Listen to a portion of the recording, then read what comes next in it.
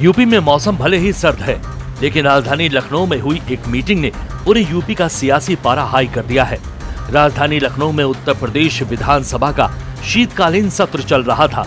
UP के सभी विधायक राजधानी लखनऊ में मौजूद थे, लेकिन असली हलचल तब मची जब मंगलवार रात को बीजेपी के ब्राह्मण विधायकों की गोलबंदी की तस्वीरें सार्वजनिक हो गईं। लखनऊ में करीब 50 ब्राह्मण विधायकों ने मीटिंग की। बीजेपी विधायक पीएन पाठक के घर पर हुई बैठक। कुशीनगर से बीजेपी के विधायक हैं पीएन पाठक। बैठक को विधायकों ने सहभोज नाम दिया। बैठक में कुछ भूमिहार विधायक भी शामिल हुए थे। पूर्वांचल के दो चेहरे मिर्जापुर से विधायक रत्नाकर मिश्रा और विधान परिषद के सदस्य उमेश द्विवेदी ने सभी ब्राह्मणों को एकजुट किया। लखनऊ में मंगलवार की शाम बीजेपी और अन्य दलों के विधायक जब इतनी बड़ी संख्या में एक कमरे में बैठे तो यूपी की सियासत में अटकलों का दौर शुरू हो गया। समाजवादी पार्टी इस बैठक को आपदा बताकर उसमें अवसर तलाशने लगी। बैठक हो रही है। देखिए, आप लोगों के द्वारा ही पता चला था, पिछले सत्र में भी किसी वर्ग की मीटिंग बुलाई गई थी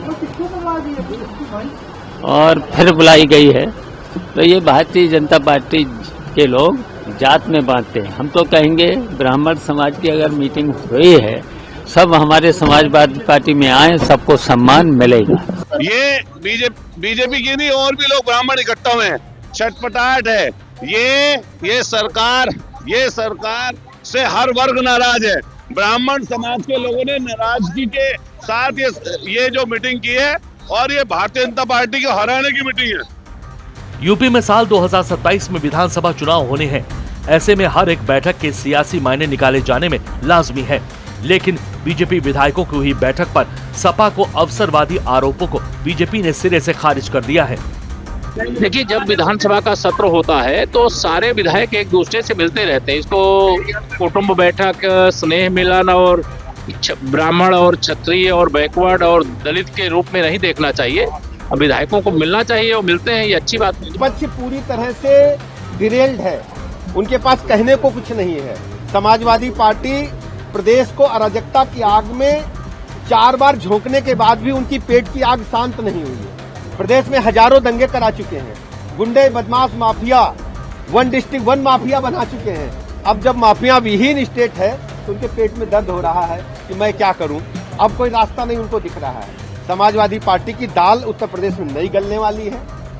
उनके अराजक तत्वों को हमारी पुलिस ने ठिकाने लगा दिया है। प्रदेश में 27 में पुनः प्रचंड बहुमत के साथ भारतीय जनता पार्टी की सरकार बनेगी। बीजेपी के ब्राह्मण विधायकों की हुई बैठक पर बीजेपी और सपा के बीच छिड़ी सियासी लड़ाई में कांग्रेस कंफ्यूज नजर आई। कांग्रेस सांसद ने जहां जाति आधारित मीटिंग की आलोचना की, वहीं दूसरी तरफ कांग्रेस यूपी के ही अध्यक्ष अजय राय खुद जाति आधारित बयान दे गए। नहीं, इस तरह की बातें होनी नहीं चाहिए। सर्व समाज के लिए काम होने चाहिए, क्योंकि हम लोगों को देश का विकास तभी संभव है, हम जाति धर्म की राजनीति से ऊपर उठ के करेंगे। तो देश के विकास की बात होनी चाहिए, नौजवान के रोजगार की बात होनी चाहिए। आएगी पूरी तरीके से भारतीय जनता पार्टी के अंदर ब्राह्मण समाज अपने आप को खटा हुआ महसूस कर रहा है, कमजोर महसूस कर रहा है। इस नाते उनको इकट्ठा होकर मीटिंग करने की जरूरत पड़ती है। मैं तो ये कहना चाहूँगा कि अब वहाँ सम्मान तो इनको कहीं नहीं मिला, और भारतीय जनता पार्टी में पूरा जिस तरीके से चीज़ें चल रही हैं, जिस तरीके का वहाँ पर एक माहौल बना हुआ है, एक पूरी तरीके से वहाँ ब्राह्मण अपने आप को अपमानित महसूस कर रहा है। और सपा और कांग्रेस इस बैठक को भले ही जातिगत रूप देने में लगे हों, लेकिन जिन विधायकों ने इस बैठक की अगुवाई की वो खुद कह रहे हैं कि हमारी बैठक का मकसद समाज में जातिगत भेद खत्म करना है। लेकिन विपक्ष उसमें भी अपने लिए अवसर तलाश रहा है। यहाँ तक कि जिस घर के ये बैठक हुई वो खुद कह रहे हैं कि बैठक में डेवलपमेंट और SIR की बात हुई है। सहभोज करें तो संयोग मात्र था कि वो घर हमारा तय हो गया, और हम लोग क्षेत्र के डेवलपमेंट के बारे में, SIR के बारे में चर्चा हुई, परिवार के बारे में चर्चा हुई। केवल मात्र यही बात है।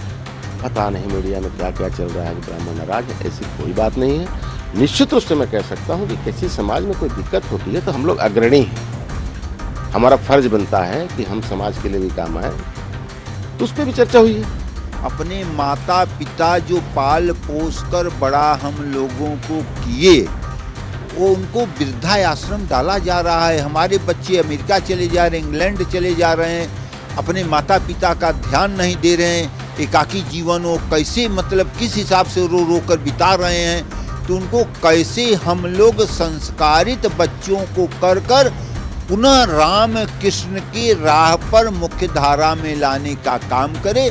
इसके लिए हम लोग एक चिंतन मंथन किए कि सर्व समाज जो हमारा बिखर रहा है इसको इकट्ठा करके माननीय नरेंद्र भाई मोदी जी का जो विकसित भारत का सपना है उसको कैसे हम लोग करें, इसके लिए हम लोग चिंतन मंथन सभी लोग किए थे। ब्राह्मण विधायक हमेशा से देश और समाज के लिए जीते रहे हैं, सर्व समाज के लिए हमेशा काम करते रहे हैं, भारतीय संस्कृति और सभ्यता के पोषक रहे हैं ब्राह्मण। उस नाते आज जो विषम परिस्थिति है, समाज जातियों में बंट रहा है, उनको कैसे हम एक करके प्रदेश और देश की तरक्की करें। आदरणीय मोदी जी और योगी जी के नेतृत्व में कैसे सर्व समाज को सारी सुविधाएं उपलब्ध कराई जाए, इस पे चर्चा। सबसे दिलचस्प बात यह है कि जो सपा बीजेपी विधायकों को ऑफर दे रही है उसका खुद का घर नहीं संभल रहा। एक एक करके उनके विधायक उनका दामन छोड़ते जा रहे हैं। सपा ने कुछ महीने पहले 3 विधायकों राकेश प्रताप सिंह, अभय सिंह और मनोज कुमार पांडे को पार्टी से बाहर का रास्ता दिखाया था। और दिलचस्प बात यह है कि सपा ने जिन 3 विधायकों को बाहर किया उसमें से भी एक ब्राह्मणी थे।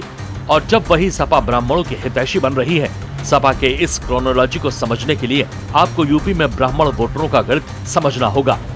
यूपी में 7% ब्राह्मण वोटर है और ब्राह्मणों की 89% वोट बीजेपी के पक्ष में आता है। ये हैरान करने वाले आंकड़े हैं क्योंकि किसी भी जाति का इतना फीसदी वोट किसी पार्टी पक्ष में नहीं जाता।